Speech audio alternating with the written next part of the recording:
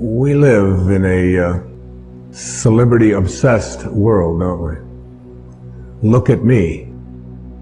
Notice me. The Tao teaches something completely the opposite. Listen to the 66th verse of the Tao. Water again. The sea stays low. And because the sea stays low, all of the rivers and all of the streams empty into it. Because it stays humble, because it stays in that place of just allowing everything to come to you. He was trying to teach us the important lesson of letting what we know is coming come to us. I practice this so much more now in my life than I did at one time. I can remember years ago, I had written a book called Your Erroneous Zones back in the 70s, and it stayed on the New York Times bestseller list for something like 27 months. And many weeks it would be number 1, and then it would go down to number 3, and then it would go to number 2, and down to 7, and all of that. And I was doing The Tonight Show in those days on a regular basis. And what you do is you call and find out where you appear on the bestseller list for the following week on Wednesday. So you call up on Wednesday, not for the Sunday coming up, but for the following week. And I called home, and my ego was pretty strong, and I was very much into a lot of notice me. I really believe that true nobility is not about being better than anyone else now. It's about being better than you used to be. And I think I'm better than I used to be, and I know that I'm better than I used to be in every quality or every characteristic that I hold to be valuable. But in those days, I was into notice me. And I called home, and I had trained my wife to call the New York Times. She had this special number that she could call, and with a certain code, and she could find out where I was going to appear on the bestseller list the following week. So I called her up and I said, where am I on the bestseller list next week? I was out in California doing something, and she said, you're not on the bestseller list. I said, what are you talking about? I was number 1 on the bestseller list last week. I said, even my voice changed when I said, what do you mean I'm not on the bestseller list? She said, you're not on the bestseller list. I'm sorry. She said, your book is on the bestseller list. Big distinction there, isn't it? Between believing that this is me and recognizing that you can let go a little bit of that. Listen to verse 66 of the Tao. Why is the sea king of 100 streams? Because it lies below them. Humility gives it its power. That's a very important principle to understand. And I live on the ocean, right next to it. It's my front yard. And always I watch it to learn something from this thing called the ocean, which is the most powerful source of life that we have on the planet. Without it, there's no life on this planet. And because it stays low. So what does this have to say to us? Do you have the capacity to get past that ego need to always be saying, notice me, look how important I am? There's been a proliferation of this lately with this celebrity silly stuff, isn't it? CNN is doing full hour shows on silly little things about what happened to this particular celebrity or what happened to that celebrity, and the celebrity's never even done anything. And there's all of this talk about it, and all of the new magazines.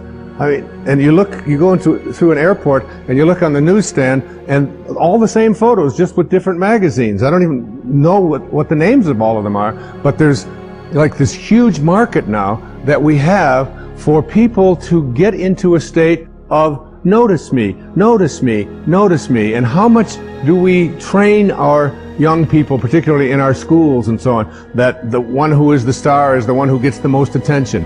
The one who is the most important and the most valuable is the one that has the most people liking them, and so on.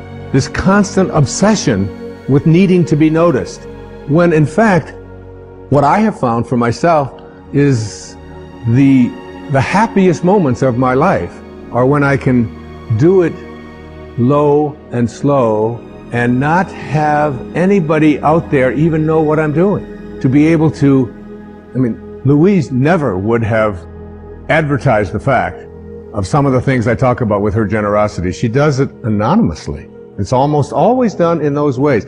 No, look at me, look and notice me, how important I am, and so on. So much to learn from that kind of wisdom, from that kind of inner connection to the Tao, the ability and the willingness to say, to do it anonymously, to say that you can just get done almost anything that you want to get done if you don't become obsessed with taking credit for it. Remember the movie The Magnificent Obsession?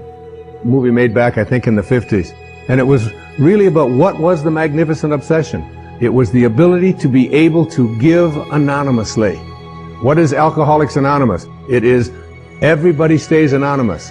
Nobody has a title. There's not even anybody in charge. There's no leaders of this. There's no president. There's no vice president. There's no organization. It's just, here's a group of people who just want to help other people whose lives are out of control. So here's a meeting place, and you come, and one day somebody will chair it, and then somebody else another day will chair it. And one of the things I found when I attend one of these meetings is that I feel, you'll see so many people who are downtrodden, who feel as if their life has passed them by, who look like they don't have any teeth, they haven't shaved, they're dirty, they're God in disguise.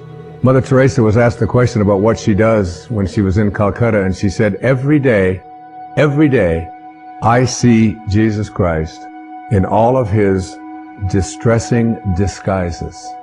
All of his distressing disguises. That you can see this source, you can see the Tao, you can see it when, particularly in those who are the most obscure, the most isolated from everyone else. And whenever I go to one of those meetings and I hear people get up and they tell their stories, I feel there's so much presence of the source, of God, of spirit, of Lao Tzu, of Tao, whatever you want to call it, in one of those meetings than I've ever felt in any church.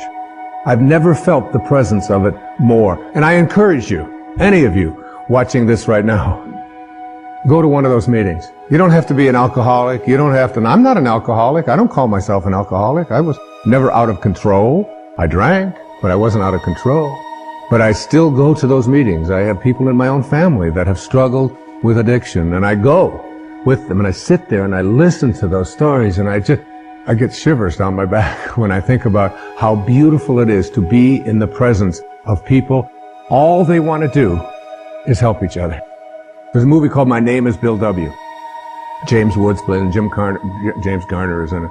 And his life just got totally out of control with addictions, totally out of control. And then he went to one of these meetings, and he began to realize, and he said, we can actually take these people, and all we have to do is love them. All we have to do is, and he's so excited about the concept of being able to go out there and offer it. And I keep referring to Louise because she's such a hero to me. There was a time back in the 80s when our president wasn't even able to say the word AIDS, was he? I mean, he could come on. And here was this lady who, before this thing became the worldwide phenomenon that it is, was having meetings in her own house and bringing these people, these downtrodden people who had been labeled outcasts in society, and offering them a place to learn how to love each other and to care for each other. This was long before there was any celebrity status associated with trying to end this horrible crisis that our country has and our world has had. There was James Wood, so excited about the idea of we can create a place where we're anonymous. Nobody has to know anything about us. We don't have to say our names. We don't have to say anything. We just have to come there and we can help each other. And before that happened, everybody who got out of control with addictions, particularly with alcohol, would die. There was no cure. There was no cure. And where did they find their cure? They found it in being anonymous. They found it in being obscure. They found it in having no organization. They found it in having no elected representative. They found it in having no rules. There are no rules. You just come and we care. If you've been 1 day or 1 hour sober, or even if you're drunk, you come. We care about you. And you are not that alcohol. Who you are is this divine soul. In the 36th verse of the Tao Te Ching, it says, The gentle outlast the strong. The obscure outlast the obvious. Try to become a little more obscure, a little less interfering, a little less notice me, a little less, one of the specific kinds of things that you can do is just as you're about, when somebody else is talking, just as you're about to interject what you've been thinking about for the whole time, waiting for them to stop talking, just stop, to bite your tongue and say, tell me more. Or, that's very interesting. I have never heard that point of view before. Even if they totally, completely disagree with everything that you stand for, to be willing to listen, to be able to stop. Practice it. I practiced it when I did these verses of the Tao. I practiced it every single day while I was working on that. Just staying obscure. And for me, that's not always so easy because of just being recognized wherever I go. And if I saw someone who was about to recognize me, I would just put my head down. I would just walk a little bit past them like something. Right now, I just want to be anonymous. Right now, I want to be obscure. The Tao says, storms always end. Verse 23, fierce winds don't blow all morning. A downpour of rain doesn't last all day. Who does this? Heaven and earth. You're already connected to everything you want or need. It will come to you at the exact perfect time, as the rivers and the streams come to the ocean at the perfect time and place. You gotta trust. You gotta know it's going to come to you. You don't have to chase after it. You can become a little less obsessed with your ego and your self-importance and who you are and what you've done, and you can get so much more done. And you know what? It's the most peaceful and sweet, delicious way. It's like the song that Cecilia was singing about the rose.